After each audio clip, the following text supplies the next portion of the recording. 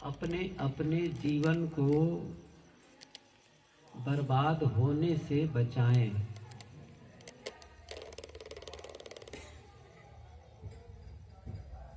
आप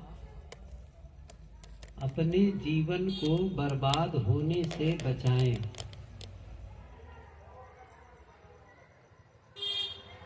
सार्थक जीवन जिए। अफसोस भरा जीवन न जिए, पछतावा वाला जीवन न जिए। ऐसा जीवन न जिए जो अंत में पछताना पड़े, पछतावा न हो। क्या होनी चाहिए? प्रसन्नता होनी चाहिए। जैसे कोई विद्यार्थी पढ़ाई करता है और पूरे साल मटर गश्ती करता रहा, पढ़ाई में ध्यान नहीं दिया, रिजल्ट आया फेल हो गया, तो खुशी थोड़ी होगी। घर वालों को भी तकलीफ होगी। इतना खर्च किया, समय लगाया और फेल हो गया। खुद को भी अफसोस होगा, मेरे साथीगण आगे चले गए और मैं यहीं फिर से पढ़ने के लिए विवश हूं। ये क्या है? पछतावा वाला। और खुशियां वाली क्या है? वो है अच्छे से अच्छे नंबरों से पास होना। और कहीं वह मेरिट में आता है, टॉप 10 में आता है, या राज्य स्तर पर उसका नंबर आ जाता है, तो घर वालों को खुशियां होंगी, घर वालों को नहीं। अखबार में कहीं उसका फोटो आप देखेंगे तो दूसरों को क्या बता, मैं हमारे गांव का लड़का है ये। पूरे गांव वालों को खुशी होगी उससे, घर वालों को होगी, पूरे गांव वालों की होगी। अच्छा, वो पढ़ाने वाला मास्टर भी बड़ा खुश होगा। क्या कहेगा लोगों से? मेरा पढ़ाया लड़का है ये। और खुद को भी खुशी होगी, तो उसका भविष्य भी अच्छा होगा फिर। और वो क्या है? खुशी देने वाली, खुशी देने वाला रिजल्ट है। ऐसे ही जीवन के बारे में सोचो। ऐसा कौन सा काम मैं कर रहा हूं अभी जो मुझे खुशियां देने वाला है? ऐसा कौन सा काम मैं कर रहा हूं जो मुझे पछतावा देने वाला है? केवल मकान बना लेना, गाड़ी ले लेना, खेती बाड़ी ले लेना, परिवार बड़ा कर लेना, इतने मात्र से खुशियां नहीं आती है। इतने मात्र से दुख नहीं चला जाता है। खुशियां अंदरूनी चीज है, अंतर।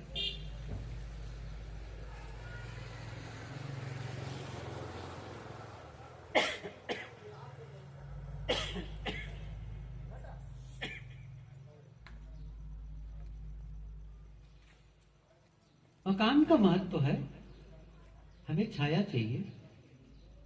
गाड़ी का महत्व है, आने जाने में सुविधा होती है, कोई गलत नहीं है। लेकिन जब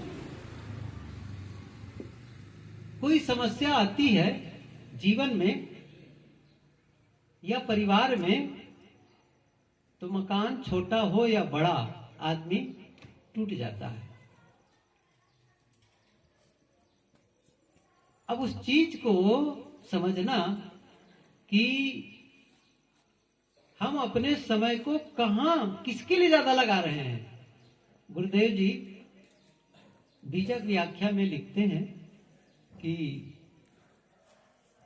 कबीर साहब की एक का पद है, कबहुन भयो संग और साथा, ऐसे ही जन्म गंवायो आछा। एक पद है, रमेनी है। उसी की व्याख्या में साहब ने लिखा है कि जीवन में जो प्राप्त समय है उसमें आप मकान बना सकते हो, बड़ा मकान, गाड़ी खरीद सकते हो, विद्या अर्जित कर सकते हो, ऊंचे पद पर जा सकते हो, देश विदेश घूम सकते हो, लेकिन उन सबको दे करके जितना धन कमाए हो उसे, जितना ऐश्वर्य है उसको, सबको दे करके अपने जीवन के समय को बढ़ा नहीं सकते, उसे नहीं बढ़ा सकते। और मैं ये कहानी शायद जब आता हूं तब कहता हूं, भूल जाते हैं ना, भूल जाते हैं, तो इसलिए फिर से याद दिलाना है उस कहानी को।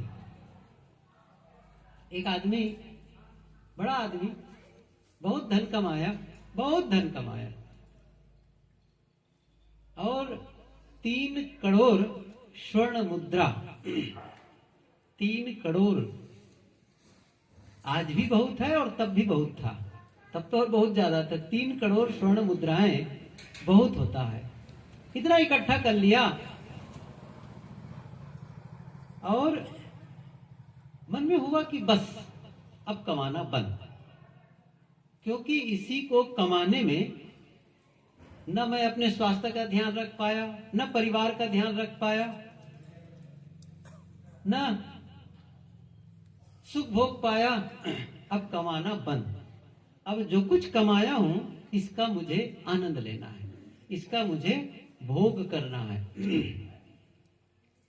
ऐसा उसने निर्णय लिया। बस तुरंत क्या हुआ, मौत आई और कहता है चलो समय हो गया। बड़ा घबराया, कहा कि अब भी तो मैं कमा के फुर्सत पाया हूं और कह रहे हो कि चलो, नहीं अभी मुझे रुकना है, क्योंकि इतना सारा जो धन कमाया है मैं, इसका आनंद तो मुझे लेने दो। उसने कहा नहीं, वक्त हो गया है, समय खत्म। और मौत ने शिकंजा कसना शुरू किया, और मौत के सामने चाहे वो राष्ट्र अध्यक्ष हो, चाहे वो धन में बहुत ज्यादा हो, चाहे विद्वान बहुत बड़ा हो, संत बड़े हो, कोई भी मौत के सामने किसी का वश चलने वाला नहीं है, वहां सब विवश हैं। तो मौत ने कहा नहीं, अब वक्त हो गया, चलो। वो हार कर क्या कहता है, अच्छा ठीक है, जब इतनी सी बात कह रहे हो तो 1 साल का मुझे समय दे दो, ज्यादा नहीं तो 1 साल का। उसने कहा बिल्कुल भी समय नहीं है। अब वो हार गया। फिर क्या कहता है आदमी, वो जो मनुष्य का जो सिस्टम होता है ना, उसको उसने अपनाया। क्या कहा, ये जो मैंने 3 करोड़ स्वर्ण मुद्रा कमाया है ना, उसमें से 1 करोड़ आपको देता हूं, या आप जहां कहें मैं उसको दान कर दूं, मुझे 6 महीना के लिए छोड़ दो। मौत ने कहा बिल्कुल संभव नहीं है, चलना ही होगा। अब उसने क्या किया, अपने धन की मात्रा को बढ़ाया और समय को कम किया। 2 करोड़ ले लो, 1 महीना मुझे छोड़ दो। माना ही नहीं। मौत को किसकी बात मानने के लिए है। कबीर साहब ने कहा, एक तो निहुर पांव परि बिनवय विनती किए नहीं माने हो। विनती कर लो, झुक झुक करके सिर झुका लो कि मेरे बच्चे को छोड़ दो, मेरे घर वालों को छोड़ दो, या मुझे छोड़ दो। तो मौत किसी की बात सुनती है, किसी की प्रार्थना सुनती है? उसकी भी प्रार्थना नहीं सुनी गई। और जब उसे पता चला कि बस मौत अब मुझे जकड़ लेती है, तब उसने क्या किया, ये जितने मैंने कमाए ना 3 करोड़ सब ले लो, मुझे 1 दिन का समय दे दो, 1 दिन का समय दे दो। ये समझ लो, यही सब करने वाले हैं, यही सब होने वाला है, 1 दिन का समय दे दो। उसने कहा बिल्कुल नहीं। थोड़ा सा कड़क आवाज में मौत बोलती है। अंत में वो हारा और क्या कहता है, 1 दिन का न सही तो 1 घंटे का तो दो, 1 घंटे में मुझे कुछ कर लेने दो। उसने कहा नहीं, ये भी नहीं होगा, और मौत के सामने हारता है। और अंत में क्या कहा, अच्छा ठीक है, तो अब मुझे जाना ही है, तो इतना ही वक्त दे दो कि मैं इस दुनिया वालों के लिए एक संदेश लिख के जाऊं, एक लाइन लिखने का वक्त दे दो। मौत ने कहा ठीक है लिख दो। और हम लोगों के लिए उसने एक संदेश लिखा है।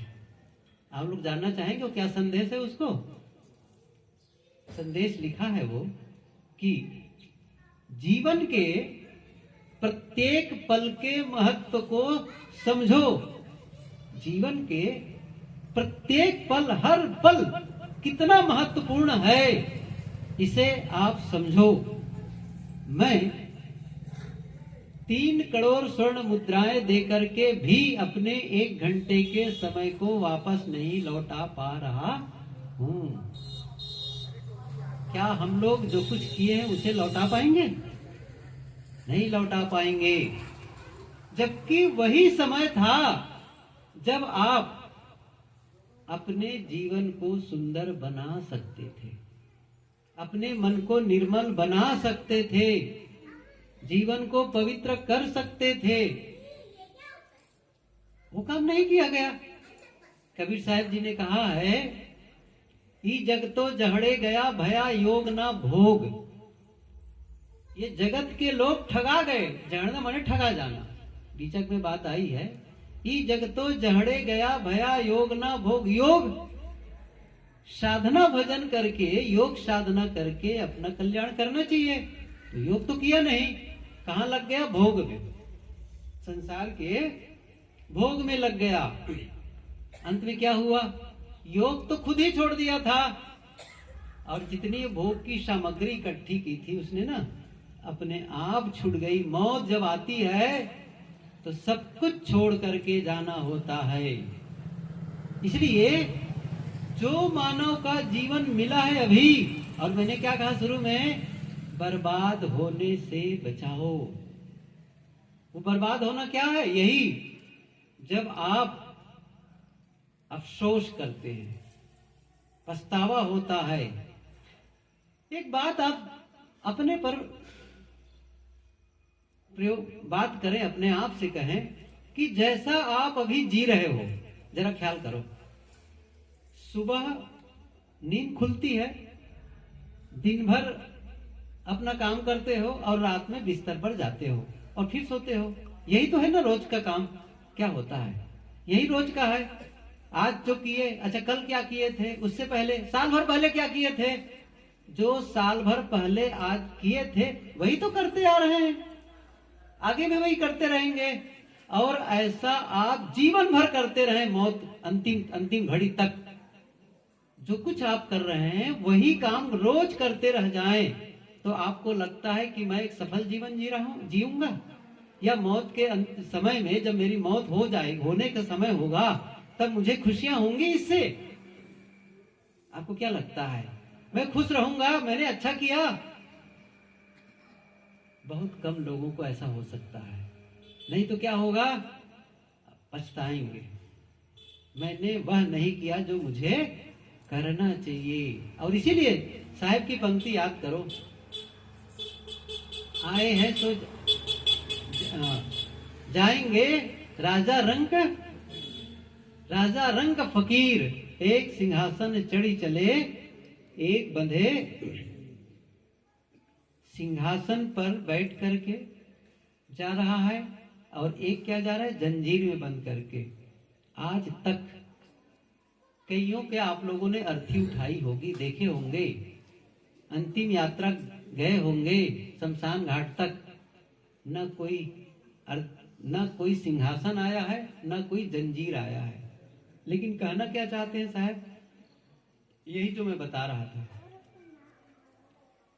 आप अंत में पछता रहे हैं, मैंने यह नहीं किया, मुझे वह कर लेना था, मैंने क्यों उनसे लड़ाई झगड़ा की, मैंने क्यों क्षमा नहीं मांग लिया, मैं उस समय चुप क्यों नहीं रह गया, है ना? मैं चुप क्यों नहीं रह गया, मैंने क्यों ऐसा अन्याय किया?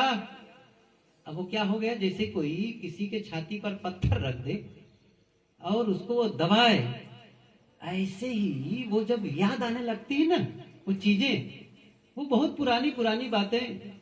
इतिहास पढ़ो तो औरंगजेब के बारे में बात बताई जाती है कि वो अब काफी बूढ़ा था, हो गया था, 90 वर्ष की अवस्था में भी वो महाराष्ट्र के जंगलों में जाकर के वो तंबू डाल करके और राज्य के विस्तार के लिए लड़ाई करता रहा, युद्ध करता रहा। और जब मौत नजदीक आ गई, बिल्कुल अब लगा कि मर जाऊंगा, तो अपने बेटे को चिट्ठी लिखा कि जिंदगी बहुत बेशकीमती थी, लेकिन मैंने यूं ही खो दी। अब डर लग रहा है, खुदा को कैसे मुंह दिखाऊंगा, डर लग रहा है, खुदा को कैसे मुंह दिखाऊंगा। वो क्यों? और फिर ये भी बताते हैं, वो अफसोस करता था, कि डरता था कि कहीं मुझे डर लग रहा है, देखो देखो मुझे गाय मारने आ रही है, मुझे हिंदू लोग मारने आ रहे हैं। वो जिनको सताया था ना, जिन लोगों को, अब उनके सामने, आंखों के सामने वो झूल रहे थे, दिख रहे थे। मतलब जो जो आप गलत किए रहेंगे वो सब चित्र के समान खींचेगा। और ये क्या है? यह है जंजीर से बंध करके जाना, समझ लो। और कोई पवित्र आत्मा हो, मैं पूछूं आपको, बुद्ध का अंतिम समय रहा होगा, तो क्या बुद्ध पछताते हुए शरीर छोड़े होंगे? महावीर पछताते हुए शरीर छोड़े होंगे? कबीर साहब पछताते हुए शरीर छोड़े होंगे? मैं बताऊं, कबीर साहब ने क्या कहा था, सबको याद है, जय मरने से जग डरे, मेरो मन आनंद, कब मरी हो कब पाई हो पूर्ण परमानंद। अब देखिए कितनी बड़ी बात हो गई। जिस मौत से लोग डरते हैं, हम सभी डरते हैं। साहब कहते हैं जय मरने से जगत के लोग डरते हैं। मेरा मन आनंदित है। क्या आनंदित है? कब मरूंगा और कब उस परमानंद की स्थिति को पाऊंगा। क्यों? मैं जीवित हूं, तब क्या हुआ, शरीर के सारे व्यवहार करना पड़ता है, लेकिन जब पूरी तरह से स्थिति बनेगी, विदेह मुक्ति की जब स्थिति आएगी, तब ये सब भी झंझट नहीं करना पड़ेगा। तो वो तो आनंदित थे, आमंत्रित कर रहे थे, आओ मैं चलने को तैयार हूं। और हम मौत को भुलाना चाहते हैं कि मौत ना आए। जब आदमी को तकलीफ होती है ना, तो भले कह देता है मौत भी नहीं आ रही, खास करके जब बूढ़ा या बूढ़ी हो जाती है, तब मेरी चिट्ठी कब आएगी साहब, मेरे साथी लोग मर गए, चले गए, मैं कब, मेरा नंबर कब लगेगा। लेकिन ये बात ऊपर ऊपर की है, सच नहीं है, समझ रहे? ऊपर ऊपर की है, सच नहीं है। गुरुदेव जी एक उदाहरण दिया करते थे। एक बुढ़िया थी, बहुत जर्जर, वो रोज कहती थी, मौत तू कहाँ चली गई, मेरा रास्ता भूल गई हो, मुझे ले चलो, बहुत हो गया इस दुनियादारी में, बहुत हो गया, हे मौत कब आएगी, रोज कहती थी। एक दिन रात में बुढ़िया सोई थी और मौत पैताने पर आके बैठ गई और उसके पैर को पकड़ी, चलो। उसने कहा, जब उसके पैर, हाथ, कड़े कड़े हाथ जब पैर को पकड़ी तो लगा कौन है ये, पूछा कौन हो तुम? उसने कहा रोज जिसको याद करती ना मौत, मैं वही हूँ, लेने आई हूँ। अब बुढ़िया क्या कहती है, जो रोज बुला रही थी, आज क्या कह रही है, अब मौत आ गई तब, अरे बहन मौत, मुझे ले जाकर बुढ़िया को क्या करोगी, घर में जवान जवान बहू बेटे, उनके ले जाओ, कुछ काम करेगी वो। समझ रहे हो ना? ये कहने भर का है, मौत से सब डरते हैं, लेकिन कबीर साहब कहते हैं मुझे डरने की जरूरत नहीं है। क्यों? उसने अपना काम पूरा किया है, उन्हें अफसोस नहीं है। मैं ये कहना चाहता हूं, आज हमारे पास अवसर है, यदि हमने अब तक कुछ गलतियां की होंगी, से सुधारने का अवसर है। क्या करना है? अब उसे बदलने का अवसर है। कहां से आ रहे हैं ये महत्वपूर्ण नहीं है, कहां जाना चाहते हैं, महत्वपूर्ण यह है। कभी कभी मैं रूपक के रूप में कहता हूं, रेलवे स्टेशन होते हैं ना, ट्रेन आती है और जाती है। जैसे इधर दिल्ली राजधानी तरफ से ट्रेन आती है और कहाँ जाती है, दुर्ग, और दुर्ग से आती है वो आगे। तो इस प्रकार आना जाना, तो बीच में स्टेशन पड़ते हैं ना कई ठने। तो वो एक जंक्शन था जिसका नाम था सज्जनगढ़, और एक स्टेशन उधर था, जंक्शन था जिसका नाम था दुर्जनगढ़। अच्छा, एक ट्रेन कहाँ से आ रही है, दुर्जनगढ़ से, कहाँ जा रही है, सज्जनगढ़। और एक दूसरी ट्रेन है जो दुर्जनगढ़ से आ रही है सज्जनगढ़। ये रूपक समझ रहे मैं क्या कहना चाहता हूं? सज्जनगढ़ से दुर्जनगढ़ और दुर्जनगढ़ से सज्जनगढ़, मतलब पहले जीवन में दुर्जनता का काम, दुष्टता का काम, गलत काम, लेकिन अब ट्रेन में बैठ गए किसमें, सज्जनगढ़। इसका मतलब है उसका मुंह। आप समझ रहे हैं ना मैं क्या कहा? आपका मुंह किधर होना चाहिए, सूरज की ओर हो, सूरज की ओर, ज्ञान की ओर। मतलब जब आप भले ही गलती किए हो, लेकिन अब से आपने कहा नहीं, बस अब मैं यह गलती करने वाला नहीं हूं, तो आपकी दिशा मुड़ गई और अब कहां जा रहे हैं, सज्जनता की ओर। महत्वपूर्ण किसका है, कहां से आ रहे हो महत्वपूर्ण नहीं है, भले होता रहा, लेकिन अब जाने की तैयारी कहां है, यही महत्वपूर्ण है ना। और कोई आदमी ऐसा भी होगा जो सज्जनगढ़ अच्छा करता रहा। कभी कभी ऐसा होता है, गुरुदेव जी बताते थे, एक कोई छोटा मोटा अफसर रहा होगा, जीवन में कभी घूस नहीं लिया था, बड़ी ईमानदारी से करता, बहुत पुरानी बात है, करीब 60-70 साल पुरानी बात होगी। तो कभी वो घूस नहीं लेता था।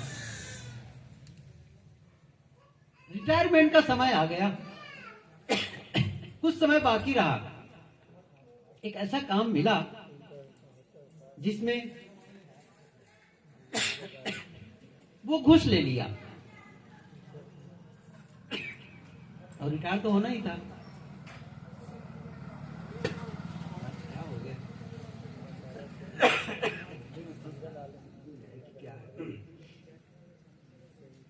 अंत में वो क्या किया, ले लिया, घूस ले लिया। लोगों ने क्या कहा, जीवन भर ईमानदारी से काम किया और चलते समय वह अपने पैर को नरक में डुबा दिया। समझ रहे? अब क्या हुआ, देख रहे हैं ना, इतना अच्छा किया था, लेकिन अब वो, इसका मतलब सज्जनता से दुर्जनता की ओर चला गया। अब जितनी उनकी सज्जनता थी सब चली गई, और जो दुर्जनता थी किसी की, अब वो क्या होगा, लोग भूल जाएंगे, अच्छा पहले जैसा भी रहा भैया, लेकिन अब आदमी सही हो गया है। क्या चर्चा करते, अब आदमी सही हो गया है, पहले भले गलती, वो अनजाने में भी गलती करता रहा, लेकिन अब आदमी सुधर गया है। मैंने सुबह के दोपहर सत्र में कहा था, आदमी में स्वतंत्रता है, वो कभी भी अपनी दिशा को मोड़ सकता है। आप एक जगह से दूसरी जगह जा रहे हो और किसी चौराहे पर जा करके आपने अनुमान लगाया कि ये वाला रास्ता जाना चाहिए, और आप चल पड़े अपनी गाड़ी से। 5-7 किलोमीटर 10 किलोमीटर जाने के बाद लगता है कि शायद भूल गया क्या रास्ता। अच्छा, लोगों से पूछा आपने, भैया मुझे अमुक गांव जाना है, अमुक गांव जाना है, ओ किधर से जाऊं? तो उस क्या कहते, अरे भैया वो जो चौराहा था ना, उधर से ही आपको जाना था, दाहिने तरफ, तुम तो बाएं मुड़ गए। कब पता चला, कई किलोमीटर जाने के बाद में पता चला कि मैं रास्ता भटक गया हूं, पता चल गया। अब क्या करेंगे, क्या करते हैं आप लोग, आप क्या क्या कहेंगे, अरे अब तो आ ही गए, चाहे भटके हुए रास्ते पर चलना हो, बस वही चलता हूं, ऐसा तो नहीं कहेंगे ना। क्या करेंगे, यदि पता चल गया कि मैं रास्ता भटक गया हूं, तो तुरंत आप यू टर्न ले लेते, घूम जाते हैं। भैया मुझे सही रास्ता जाना है, अपने मंजिल में जाना है, जहां मुझे जाना है वही पहुंचना है, इस रास्ते से मैं नहीं पहुंच पाऊंगा। ऐसे ही जिस दिन आपको पता चले कि मेरा जो व्यवहार है ना, मेरा जो खान पान है ना, मेरा जो बोलने का ढंग है ना, मेरा जो सोचने का ढंग है ना, यह मुझे गलत रास्ते में गलत तरफ ले जा रहा है। इससे जीवन गलत बनने वाला है। पता चल गया? या तो किसी ने आपको बताया या आपको समझ में आई। वैसे तो हर आदमी के अंदर में परमात्मा बैठा ही है, वो तो बार बार बता रहा है, बार बार बता रहा है। लेकिन जब अनसुना करने, बार बार अनसुना कर देते, उनकी बातों को सुनते नहीं, उनकी आवाज ही नहीं सुनते हो, तो फिर बाद में उसकी आवाज सुनाई देना भी बंद पड़ जाती है। लेकिन कोई आपका मित्र या कभी सत्संग में धोखे धड़ाके पहुंच गए, किसी संत से भेंट हो गई और उसने कहा भैया ये सही रास्ता नहीं है, ये जो खान पान है ना ये तकलीफ देने वाली है, आपको भी, परिवार को भी, बाल बच्चों को पूरी तकलीफ देने वाले है। ये आपका खान पान, जो जीवन शैली है ना, ये ठीक नहीं है, इसको बदल दो। ये नुकसान, अब सचमुच पता चल गया और आपको भी लगा सही बात तो है, ये तो गलत हो रहा है, तो आप क्या करेंगे? घूम जाओ, वहां से वापस चले जाओ। अच्छा, कई लोग तो जिद पकड़े रहते, हम नहीं जाएंगे। पता चल जाता है उनको, अभी सूरत में थे, एक घर भोजन के लिए बुलाए थे, तो बैठे थे, थोड़ी देर समय था, तो उनके यहाँ तो दो भाई, एक कहे कि वो दोनों बीड़ी पीते थे। एक ने कहा मैं 24 घंटे में एक बीड़ी पीता हूँ, केवल एक बीड़ी। दूसरे ने कहा कि एक कट्टा कहते हैं ना, एक बंडल लेते हैं, 2 दिन चलता है वो, 2 दिन। हमने कहा कि आप छोड़ क्यों नहीं देते? तो वो क्या कहता है पता है? उसने कहा कि ऐसा नहीं करूंगा तो मुझे सोच जाता हूं ना टॉयलेट, तो मुझे तो उतरता ही नहीं है इसके बिना। बहुत सी बातें होने लग गई। अभी देखिए ना कैसी कैसी बातें करते हैं। अच्छा, कुछ लोग थोड़ा और ज्यादा कह देते हैं। कब जब कई बार कहो ना भैया छोड़ दो ना गुटखा, कैसे आदमी तुम गुटखा खाते रहते हो बेकार के, हाँ साहब गुटखा के पीछे पड़े रहते हो। देखना लोग तो शराब पीते हैं, उनके लड़के शराब पीते हैं। अब देखिए जरा से कैसे अपने दोस्त को ढक रहा है, समझ रहे हैं ना?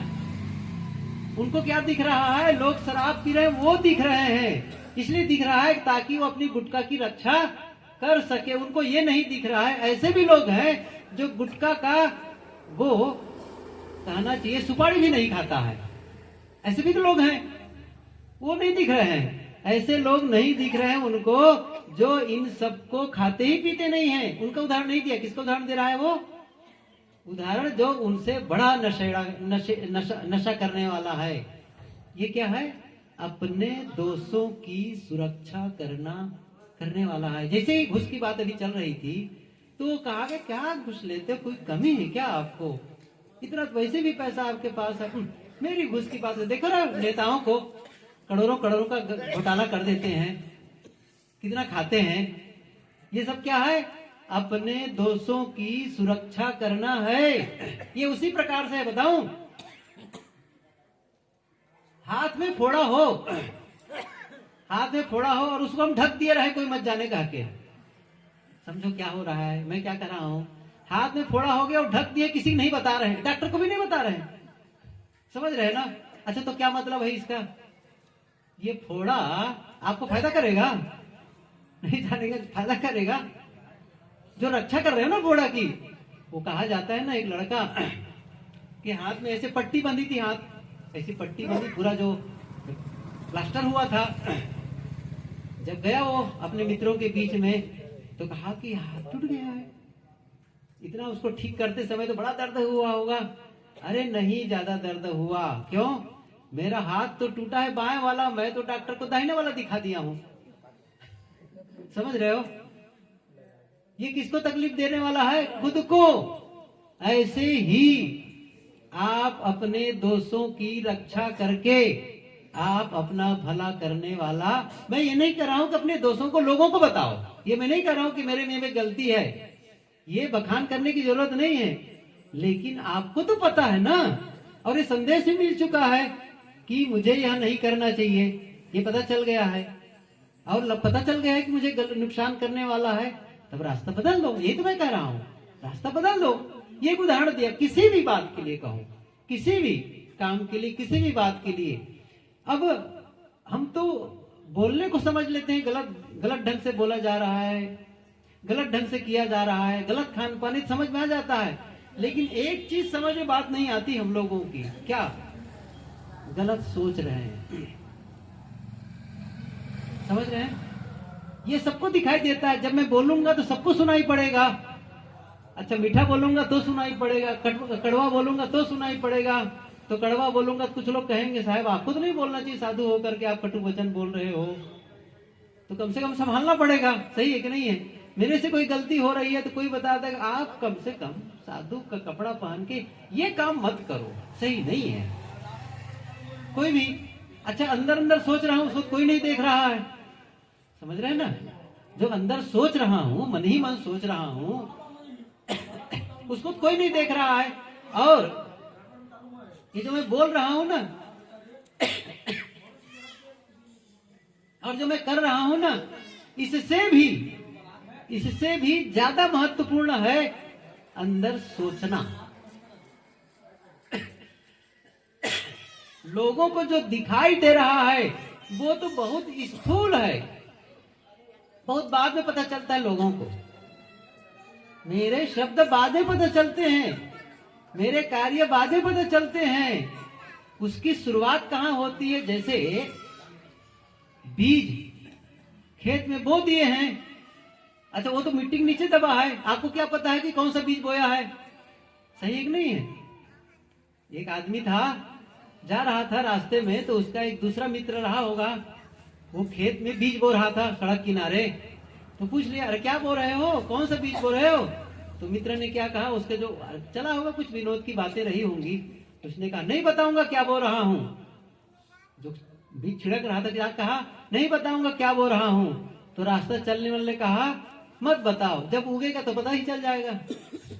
अभी ना बताओ, जब उगेगा ना तो पता ही चल जाएगा। ऐसे ही है वो जो बीज है वो भले पता नहीं चल रहा है, लेकिन बीज अलग है जो अंधेरे में है, काम करता है, बाद में पता चलता है वो कांटों का पेड़ है या फिर फूलों का पेड़ है। ऐसे ही शुरुआत मन से है, ध्यान दो। ये बाद में आपका जो शब्द निकला है ना, चाहे वो मीठा शब्द निकला हो चाहे कड़वा शब्द निकला हो, ये तो बाद में पता चला। उसकी पैदावारी कहाँ हुई, शुरुआत कहाँ हुई? मन में।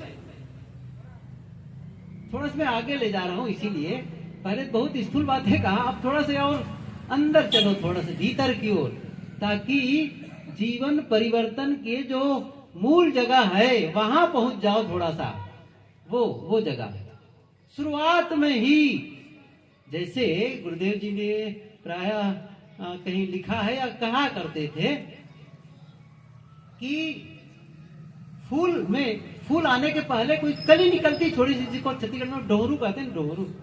समझ गए? अब तो समझ गए होंगे। कली निकली, समझ रहे ना? कली को ही तोड़ दिए, प्रारंभ के कली को ही तोड़ दिए तो क्या होगा? फूल नहीं होगा। अच्छा, फूल नहीं होगा तो फल नहीं होगा, और फल नहीं होगा तो बीज नहीं होगा। अच्छा, बीज नहीं होगा तो फिर से पौधा नहीं उगेगा, फिर से वो काम नहीं, चक्र खत्म हो गया वहीं पर। ऐसे ही वो जो कली है ना, अंकुर जो टूटा है ना, फूट रहा है ना, वो वही मन की दशा है। जैसे ही वो अंदर में विचार जगे और हम कोई सावधान रहे, समझ गए ये विचार जो आया है मेरे भीतर यह नुकसान करने वाला है, उसी समय खत्म कर दे। अब इतनी बड़ी सावधानी, ये साधना बहुत आगे की है, लेकिन मैं इसलिए बता रहा हूं कि ये काम कोई असंभव नहीं है, असंभव नहीं है, कोई भी समझ सकता है, कोई भी। और अंदर जो आप सोच रहे हैं ना, इस पर कोई ध्यान देना शुरू कर दे तो फिर क्या बात है, तब तो फिर वो आदमी से गलत होना बंद हो जाएगा।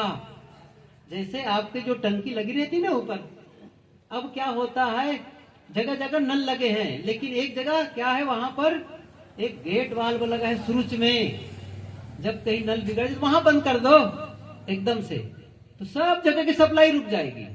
वहां चेंज कर दिए ना, चेंज ओवर कर दिए, दूसरी तरफ पानी भेजना है। कभी कभी आप देखे होंगे शहरों में जो पानी की सप्लाई देते हैं, तो कभी इस दिशा में है, अच्छा उसको हो गया इस पारा वालों, इस मोहल्ले वालों का, अब दूसरे मोहल्ले में भेजना है, तो क्या करते उसको घुमा दिए। अब पानी जो उधर जा रहा था अब वो दूसरे मोहल्ले की ओर जाने लग गया। ऐसे ही आप अंदर को टर्न कर दो, घुमा दो। इतनी ही देहाती शैली बता रहा हूं ना, ये बता रहा हूं, समझ रहे हैं ना। ये जो अंदर के विचारों को कोई घुमाना सीख जाए, और सीख सकता है ना आदमी, थोड़ी सी मेहनत करे। होता क्या है जनरली, हम लोगों को धर्म के नाम पर केवल पूजा पाठ तक ही सीमित रखा गया है। मैं सुबह के सत्र में कहा भी था इसके बारे में थोड़ा सा। क्या मान लिए हैं, केवल अच्छा कहीं जाके नहा लो, अच्छा कुछ फूल पत्थर चढ़ा दो, कुछ व्रत कर लो, अमुक व्रत ऐसा कर लिए ना, और किसी चीज को आज ना खाओ, कभी बहुत सारी बातें, या आजकल तो बहुत सारे उत्सव चलते हैं, ठीक है भाई उसको मना लिए, उसको मना लिए। अब क्या मानते, बस हो गया, हुआ नहीं है, बिल्कुल भी नहीं हुआ है, नहीं हुआ है। और क्या मान लिए बस, और कोई दिखाने भी है बड़ा धार्मिक आदमी का, रोज मंदिर जाता है, रोज पूजा करता है। अब धार्मिक है, धर्म वहीं से शुरू होता है, आपके भीतर से, हृदय से धर्म शुरू होता है, बाहर से नहीं होता है। कबीर साहब जी ने कहा है, सदा धर्म जाके हृदय बसी, राम कसौटी कसते ही रही। सदा धर्म कहाँ बसता है, हृदय में बसता है। और हम धर्म को बाहर दिखा रहे हैं, या तो चंदन लगा करके, या माला पहन करके, या कपड़ा पहन करके, जैसे हम लोग पहने हुए हैं, सही है ना, यही सब है। ये ऊपर की चीज है, मैं उसको मना भी नहीं कर रहा हूँ, ये इसका महत्व है। जो कपड़ा साधु का पहना गया है, भगत का जो दीक्षा लिया गया है, उसका महत्व है, उसका कोई अवमानना नहीं है। क्योंकि इस कपड़े को पहन करके हम कम से कम शराब की भट्टी नहीं खड़े हो सकते हैं। शराबी लोग बोलने पड़ गए, अरे महात्मा तुम्हें कौन जरूरत है यहाँ आने की, सही है कि नहीं है। यहाँ तक के पान की दुकान पर खड़ा होना कठिन है। कोई भी देखकर कहेगा, अरे साहब का काम कौन काम है पान की दुकान में खड़े होके, सही है, बोलने लग जाएंगे लोग। तो थोड़ी मर्यादा, कपड़ा बचा रहा है, कुछ तो है, कुछ तो इसका महत्व है। और आप कहीं जाने लगते हैं तो कोई भी साधु का कपड़ा देखकर पहने देखकर कहते हैं प्रणाम महाराज जी, या फिर ऐसे ही कह देते हैं राम राम, या कुछ भी, जिसके क्षेत्र में जिस जाओ ना, ट्रेन में मिलेंगे तो भी कुछ ना कुछ कह देंगे। अच्छा आपके कपड़े पहने रहेंगे तब कोई नहीं कहने वाले। तो कपड़ा का महत्व है, वेश का महत्व है, मानना नहीं है। लेकिन हम ये मान लें कि अब कपड़ा पहन ले तो बस पूरा हो गया काम, नहीं, वो शुरुआत है, वो एक प्रारंभ है। ठीक है भाई, इसका महत्व है। ऐसे ही दीक्षा ले लिए, वो प्रारंभ है। जैसे कोई बच्चा स्कूल में एडमिशन ले ले, नाम लिखा ले, अब तो एडमिशन हो गया, नाम लिख गया, अब तो मैं परीक्षा पास हो जाऊंगा, नहीं, अरे बहुत मेहनत, अभी साल भर पढ़ाई करनी पड़ेगी, बहुत मेहनत करनी पड़ेगी, तब परीक्षा पास कर पाओगे। तो धर्म में साधना लगती है, मैं सुबह कहा था साधना लगती है, तपस्या लगती है। तो मैंने कहा पहले स्थूल बातें बताई कि आप कर्मों को देखो, क्या क्या कर्म कितना गलत आ रहा है। फिर शब्दों के बारे में कहा, अब कह रहा हूं मन के विषय में। हमें एक बड़ी बात बताऊं, हर बच्चे को क्या सिखाते हैं आप लोग, या हमें क्या सिखाया गया है? सिखाया गया है कैसे चलना चाहिए, कैसे बोलना चाहिए, कैसे पढ़ना चाहिए, कैसे खाना चाहिए। खाना सिखाए, पढ़ना सिखाए, चलना सिखाए, बोलना सिखाए, सही है ना, सब काम, सब बात सिखाए। एक चीज नहीं सिखाते, कोई नहीं सिखाता एक चीज, क्या? कैसे सोचे। बताओ कितने लोग सिखाते हैं कैसे सोचना चाहिए? नहीं जानते हैं। हमें कैसे सोचना है ये पहले जानो, और जैसे उसको जान जाओगे ना कैसे सोचना है, अब न बोलने को सुधारना है, न वाणी सुधारना है, न कर्म सुधारना है। जैसे ही भीतर सुधार हुआ, अपने आप सही निकलेगा।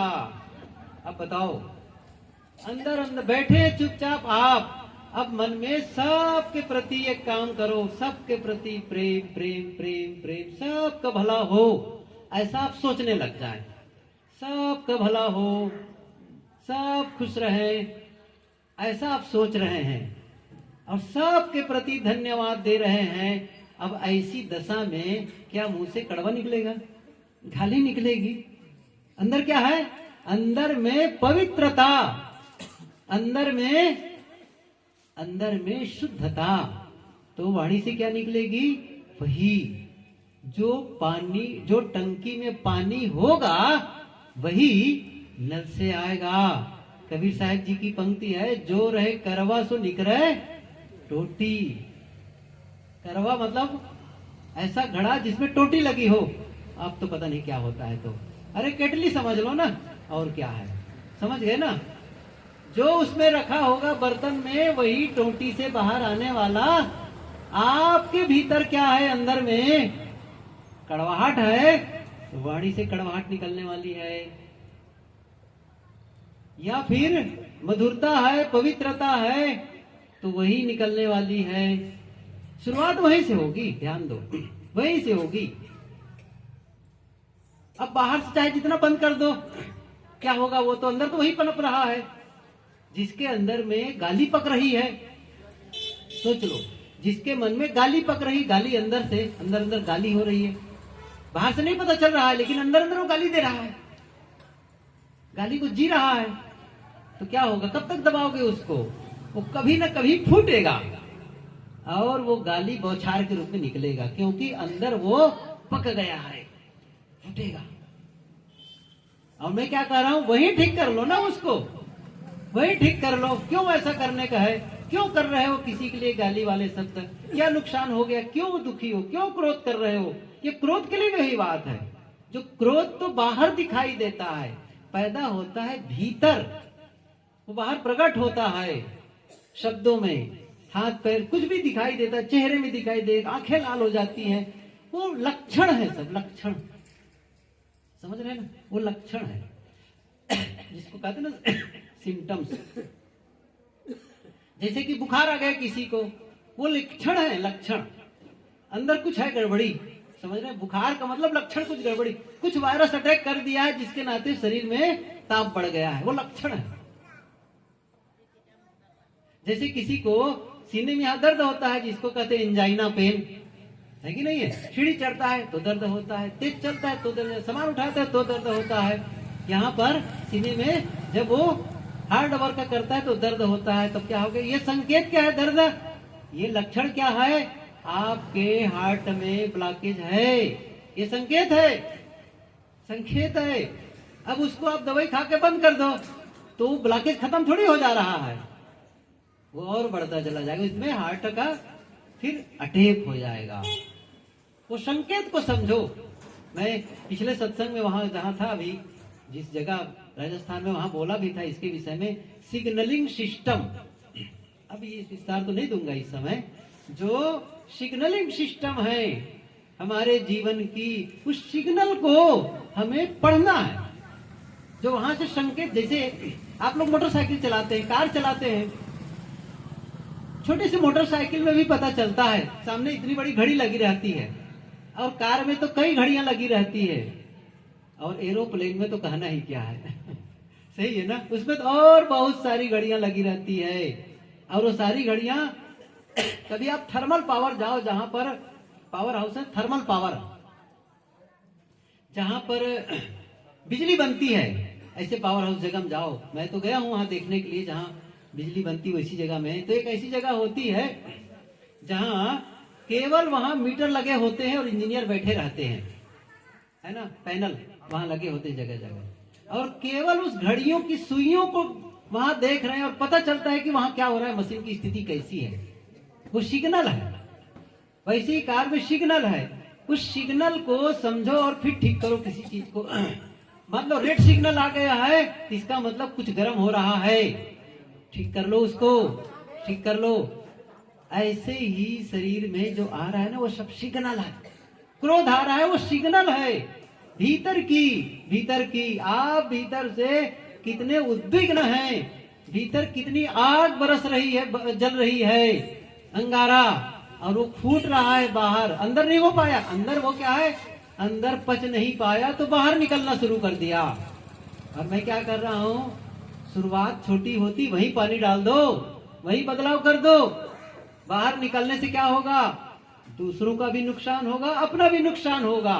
क्योंकि क्रोध करने के बाद आपको लगेगा मुझे इतना जोर से नहीं बोलना चाहिए था, अफसोस होने लगता है, कहां कहां मैं बोल दिया, ऐसा कहां करके दूसरों का दिल तो दुखाया ही, वो नुकसान किया। आप वही ठीक कर लो, जैसे मैंने भी कहा ना, अकेले बैठे हो और बैठे बैठे सबके लिए भला सोच रहे हो, सबके लिए प्रेम भेज रहे हो, तो क्या होगा, जितना आप ये काम करते चले जाओगे उतना ही भीतर में पवित्रता विकसित करते चले जाओगे। और जब कोई गाली के बारे में सोच रहा हो, किसी के नुकसान के बारे में सोच रहा हो, अंदर अंदर दोनों आप कर सकते हैं, फिर से बोल, दोनों आप कर सकते हैं। आप सोचने में स्वतंत्र हैं, आप बोलने में स्वतंत्र हैं, आप करने में स्वतंत्र हैं। वो तो मैंने बता दिया, बोलने और करने की बात आई इसको, लेकिन सोचने में भी स्वतंत्र हैं। आप अच्छा भी सोच सकते हैं, बुरा भी सोच सकते हैं। आप अकेले बैठे बैठे सोच सकते हैं, किसी को मानते हैं वो आदमी विरोधी है, और अंदर अंदर सोच सकते हैं उनके घर आग लग जाए, उनकी नौकरी छूट जाए। अच्छा, वो सोच क्या सकते हैं, बोल भी देते हैं लोग, तो तोर घर आगे लगे बोल भी देते हैं, सही है ना। अब बहुत कुछ कह देते हैं, वो क्या रहेंगे, खटिया रहेंगे, क्या करें, बोल भी देते हैं, केवल मन में थोड़ी चल रहा है, बोल भी देते हैं। और यहां तक कहते हैं मुर्दा रहेंगे। वैसे तो आज तक मुर्दा रहेंगे, नहीं मुर्दा रहेंगे तो अच्छी बात है, जिंदा हो गए इसका मतलब ना वो कुछ भी बोल देते, क्यों हो रहा है, पहले भीतर है ना वो चीज। अच्छा, भीतर ना हो तो कहां से निकले बताओ। आपको पूछूं, आपको जो भजन याद नहीं हो, भजन को गा सकती हो, सही है कि नहीं है, नहीं तो कहां से गाओगे। जिस पाठ को पढ़े ही नहीं, उसको बारे में जानते नहीं, तो कहां से बोल पाओगे। इसका मतलब है आपने उसको अंदर में बना के रखा है, जो आप बोल रहे हैं उसको भीतर है वो, और वहीं से निकल रहा है, बार बार निकल रहा है। मैं क्या करूं, उसको खत्म कर दो ना, गलत चीज है जो नुकसान कर रहा है, ऐ कर सकते हैं आप, बदल सकते हो उसको, मतलब रिफ्रेशमेंट जिसे कहते हैं, ट्रांसफॉर्म कर दो उसको। मतलब इसका मतलब वही है परिवर्तन का मतलब, एक चीज को हटाकर दूसरी चीज रख दो। जैसे मैं माइक ऑपरेटर से कहूं भैया माइक बदल दो, परिवर्तित कर दो, तो क्या करेगा, इस माइक को हटा करके दूसरी माइक रख देगा, ये तो परिवर्तन है। ऐसे ही जो अंदर में कड़वाहट है उसको हटा करके मिठास को रख दो, अच्छी चीज को रख दो। इससे क्या होगा, आपका भला होगा, पहला काम आपका भला होगा, ये समझ लो। दूसरों का भला होगा कि नहीं वो बात तो भूल जाइए आप। पहला भला किसका होगा, आपका। वो कहावत है ना, कर भला तो हो भला। पहले क्या करना है अपना, आप भला तो जग भला, ऐसे कहें, आप भला तो जग भला, आप भला, आपका भला होना शुरू हो जाएगा। ये आप ध्यान दो। सबसे बड़ी बात क्या है हम लोगों को बताऊं, मैं शुरू में क्या कहा था, एक वाक्य, अपने जीवन को बर्बाद होने से बचाओ। ये बर्बाद करना है अपने जीवन को, कि जब हम गलत करने लगते हैं और आप में रोज जैसे सुबह ना, अब तो शाम को अस्त होने वाला है, सूर्य पश्चिम की ओर चला गया है, लेकिन तो भी हमारे पास समय है। लेकिन पहला जब सूर्य की किरण निकलती है, सूर्योदय होता है, एक नया दिन आपको मिल जाता है, एक नया दिन आपको मिल गया। अब आपको तय कर लेना है सुबह, आज के दिन को मुझे कैसे बिताना है। जैसे बिस्तर से आपकी नींद खुली, बिस्तर में नींद खुली, सुबह हुई, नींद खुली, बस बैठ जाओ थोड़ी देर, कुछ मिनट के लिए। आज के दिन को मुझे कैसे बिताना है, सुख से बिताना है कि दुख से बिताना है, शिकायत करते बिताना है तो आनंद से बिताना है, धन्यवाद दे करके बिताना है, प्रेम से बिताना है कि लड़ झगड़ के बिताना है, ये तय कर लो। बस जैसे ही तय करते हैं आप, बस वहीं से दिशा घूम जाती है, दिशा घूम जाती, वहीं से सुबह से ही तय कर लो आज के दिन को मुझे कैसे बिताना है। देख लो ऐसा काम करते नहीं है ना लोग असल में। भजन के नाम पर भी कुछ नहीं करते हैं। सही बताओ, दीक्षा ले ले कुछ नहीं करते, न तो ग्रंथ पढ़ते हैं कबीर साहब के, कुछ भी नहीं करते। मैं पूछ लेता हूँ क्या करते, कुछ भी तो नहीं करते हो। अब मैं बताया ना, वो बड़ा सरल है जो आप लोग करते हो, वही टंट घंट ऐसे ऐसे कर लेते हो थोड़ा बहुत, ऐसे अगरबत्ती जला लेते हो थोड़ा बहुत, कुछ नहीं है वो, कुछ भी नहीं है। मैं बता देता हूँ, मैं शराब नहीं दे रहा हूँ, मैं सच्चाई बता रहा हूँ, और जो मैं बता रहा हूँ ना वो असली भजन है, ये आप समझ लो। कबीर साहब तो नहीं, लेकिन दूसरे एक संत ने गाया कबीर पंथ के, उन्होंने कहा है भजन किसे कहते हैं, तो उन्होंने कहा है ना, मन की तरंग मार लो बस हो गया भजन, आदत बुरी सुधार लो बस हो गया। और यही तो मैं बता रहा हूं अभी तक के, क्या बता रहा हूं, बुरी आदत बता, फिर मन की तरंग, वो जो तरंगे है ना विचार अंदर से, देखो भजन यही है। दूसरों को धोखा दे रहे हो, खुद को धोखा दे रहे हो पूजा पाठ करके, केवल धोखा दे रहे हैं अपने आप को। भाई कुछ मूर्ति के सामने, किसी चित्र के सामने, किसी फूल बत्ती लगा दिए, कहीं फूल चढ़ा दिए, कुछ कर दिए, बस यूं ही, और मान लिए कहीं दिया जला दिए, हाँ बस हो गया, कुछ नहीं हुआ है, कुछ नहीं हुआ है। सही बताऊं तो असली चीज क्या है, बदल दो भीतर को, देखो, और जैसे बदलोगे अंदर सुकून आने लग जाएगा। आप जहर रख करके सुखी नहीं हो सकते।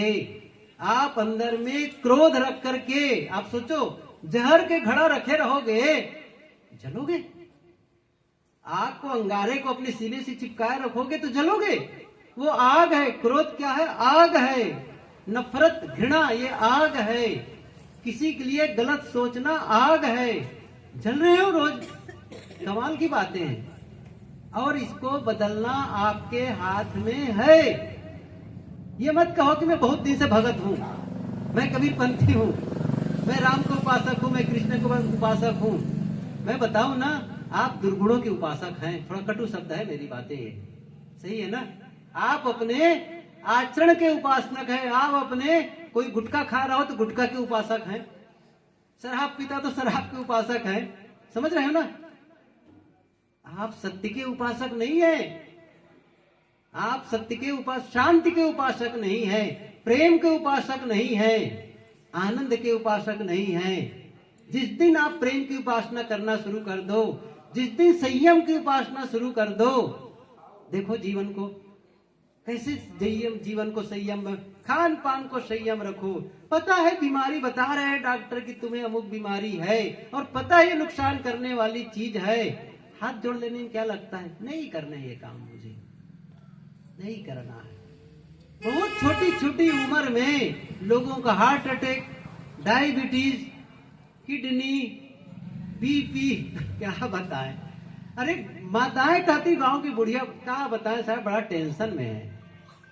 कहा की जरूरत है टेंशन होने की, क्या टेंशन उसकी बात है। इसका मतलब है आपका सोचने का ढंग गलत है, ये आप ध्यान दो। और सोचने का ढंग गलत होता है तो आपको केवल लोक परलोक नहीं बिगड़ता है, ध्यान दीजिए, उसी से बीमारी शुरू होती है। अभी आगे जब जाऊंगा ना, जिसको साइकोसोमेटिक कहते हैं, ये अलग पूरा चैनल है, अलग व्याख्या है इसकी, तो जब उस पर चर्चा होगी तो बिल्कुल अलग अध्याय है वो। साइकोसोमेटिक, साइको अंदर, आपके मन का संदेश आपको शरीर को मिलता है। मैं कोर्स किया पूरा, तो स्ट्रेस फ्री लाइफ, स्ट्रेस जो अंदर में तनाव आता है, क्यों आता है, अब वो सारी चीजें हैं। पैरासिम्पैथिक नर्वस सिस्टम है, सिंपैथिक नर्वस सिस्टम है। अब वो सब चीजें की व्याख्या करूंगा ना तो सब भागे जाएंगे, क्या बताए चले जा रहे हैं। लेकिन मैं समझ रहा हूं उस चीज को अच्छी तरह से कि कैसे वो वर्क करता है इस सारी चीजों को। अब वो सब चीजें, ये नहीं है कि आप यदि गलत नफरत सोच रहे हैं, घृणा सोच रहे हैं, और ऐसा लगातार आपके मन में क्रोध जग रहा है, इसका मतलब आप बीमारी को आमंत्रित कर रहे हो। इसी से बीमारी बढ़ रही है। और 1000 टेबलेट खा लो, नहीं होने वाला है।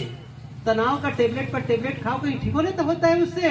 डायग्नोस करा लो जाकर के, डायग्नोस सेंटर में जाकर के तमाम यंत्रों से, क्या कहेगा, सब ठीक है, सब नॉर्मल है, और आप दर्द झेले जा रहे हैं।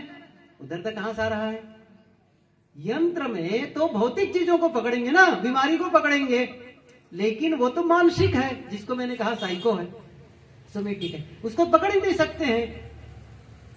स्वास्थ्य लाभ लेना है तो मन को ठीक करो, जीवन का लाभ लेना है तो मन को ठीक करो। आप बिना अपने मन को ठीक किए बीमारी को ठीक नहीं कर सकते।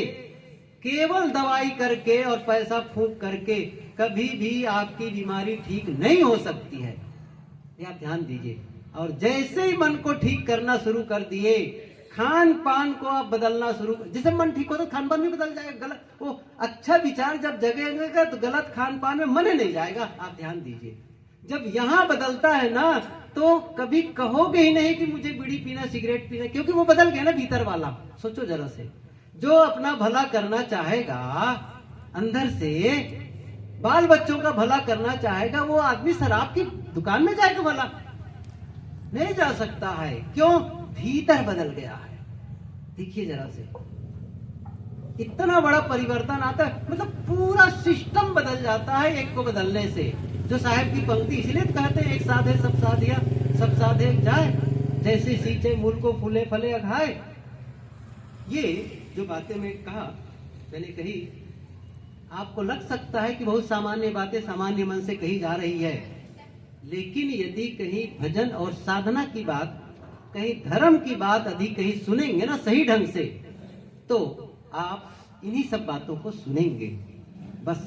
और बाकी 1000 कथा भागवत आप सुनते रह जाओ, आपका जीवन नहीं बदला तो फिर सब बेकार है। और ये भी बेकार है सत्संग, यदि नहीं बदलना चाहें तो ये भी बेकार है।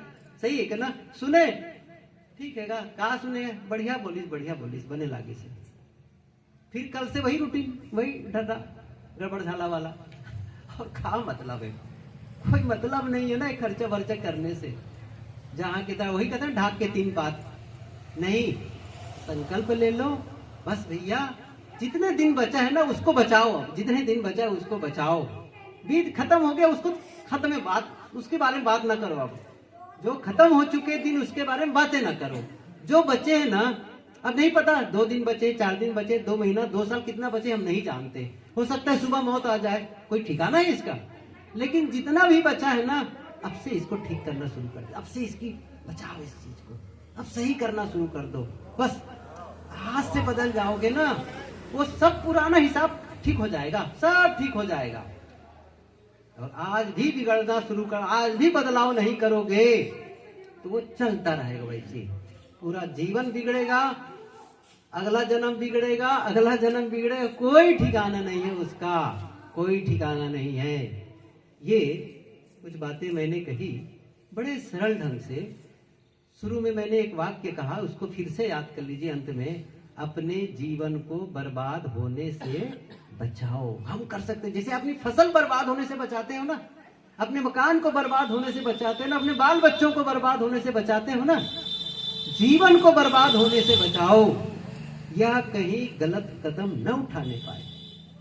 और इतने से काम नहीं चलेगा कि गलत कदम जाए, बल्कि अच्छा करना शुरू कर दो। अच्छा तभी होगी सफलता, अच्छा करना शुरू करना पड़ेगा। ये नहीं कि केवल गलत से रुके हुए हैं, नहीं, उतने से मात्र काम नहीं चलेगा, गलत से तो रुकना ही है। मतलब जैसे कोई, मैं अभी उदाहरण क्या दिया था, आप रास्ते रास्ते जा रहे हो और आगे चले गए 3-4 किलोमीटर, समझिए 3-4 किलोमीटर आगे चले गए और पता चला गलत रास्ते आ रहे हैं। अब आप रुक गए, वहीं पर रुक गए तो क्या पहुंच गए? गलत रास्ते से रुक तो गए, लेकिन अब सही रास्ता चलना पड़ेगा। आप समझो मेरी बातों को, मैं क्या कहा, गलत रास्ता में तो नहीं है जाना है, लेकिन आगे क्या करना है, सही रास्ता में जाना पड़ेगा, तब पहुंचोगे। ये ध्यान रखो। नहीं जी मैं तो बीड़ी तंबाकू गांजा भांग नहीं पीता खाता हूं, नहीं मैं तो चोरी हिंसा में विचार नहीं करता हूं, बहुत अच्छा करना, ऐसे ही करना चाहिए। लेकिन अच्छा क्या करते हो? जीवन निर्माण के लिए क्या करते हो? कुछ अच्छा कर रहे हो कि नहीं कर रहे हो? और ज्यादातर भगत लोग की यही दशा है, साधुओं की यही दशा है। क्यों? सामान्य सद्गुण आ गए हैं, न बीड़ी पीते हैं, तंबाकू खाते हैं, गांजा पीते, कुछ नहीं, गलत काम नहीं करते, दिखाई देता है। लेकिन जो सचमुच साधना भजन करना चाहिए उस पर ध्यान नहीं देते। और क्या कहते हैं, हम तो भगत हैं। भगत होने मात्र से क्या हो जाएगा, हम तो साधु कपड़ा पहने हैं, उतने मात्र से क्या हो जाएगा? आगे चलो, सब काम बनेगा।